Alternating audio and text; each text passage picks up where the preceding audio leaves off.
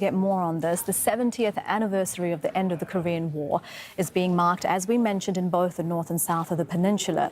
Korea was part of the Japanese Empire until Japan's defeat in the Second World War. Then Korea was divided along the 38th parallel into North Korea, occupied by communist forces from the Soviet Union, and South Korea, occupied by U.S. troops and their allies. By 1950, the two new states had formed. That's the Democratic People's Republic in the north and the Republic of Korea in the south. On June 25, 1950, North Korean forces armed by the Soviet Union crossed the 38th parallel into South Korea. The UN recommended nations support the South, and the U.S. entered the war in 1950.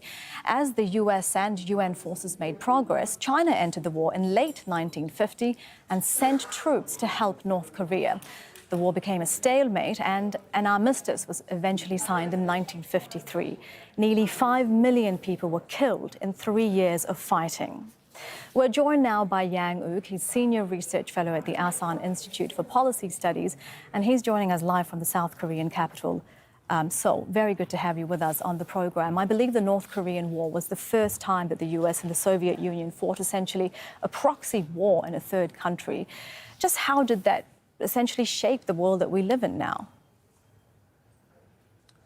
Yeah, well, since after the North Korean invasion, the South Korea fought back with the help of not only from the U.S. and 15 other countries. So I mean the start of the Korean War was defining the Cold War. I mean you can call it the start of the Cold War. And 70 years on, as we've been hearing from our correspondent, representatives from Russia and China are in Pyongyang, while U.S. support for South Korea remains unwavering. Is that significant, those alliances are as strong as they are 70 years later? Yeah, well, for the alliance between the North Korea and China or Russia, well, I mean, it worked in the Cold War context, but I mean, it's still in question nowadays. Well, it seems that North Korea and Russia are becoming close, well, due to the Russian need for the Ukraine war.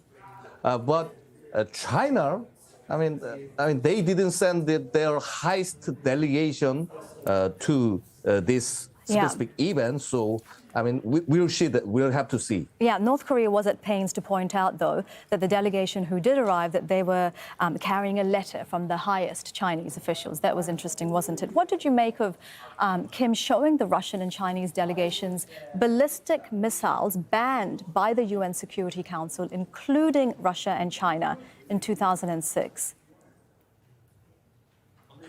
Yeah, well, I mean, what Russia need is the short-range missile. I mean, the Russia, well, I mean, they have a problem with their manufacturing capacity. So, well, they even imported the Iranian self-destruction drone. So, well, the North Korea can offer various range of the short-range missile. So, the cooperation between North Korea and Russia might be possible, but I mean it's the serious breach of the UN security resolution. Absolutely. And tensions between the rivals are at their highest point in years. We mentioned the pace of North Korean missile tests, and US and South Korean joint military exercises have also intensified. Why do you think we're seeing this escalation, and what are the real prospects for de-escalation? Are there any? Yeah, well, for North Korea, what they want is the status of the nuclear armed states.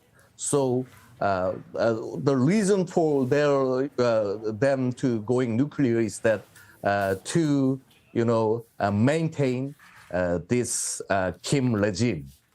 So I mean all this confusion and escalation is about Kim Jong-un to take his seat as a North Korean leader. All right, that is Dr. Yang Uk from the Asan Institute for Policy Studies. Thank you for your time.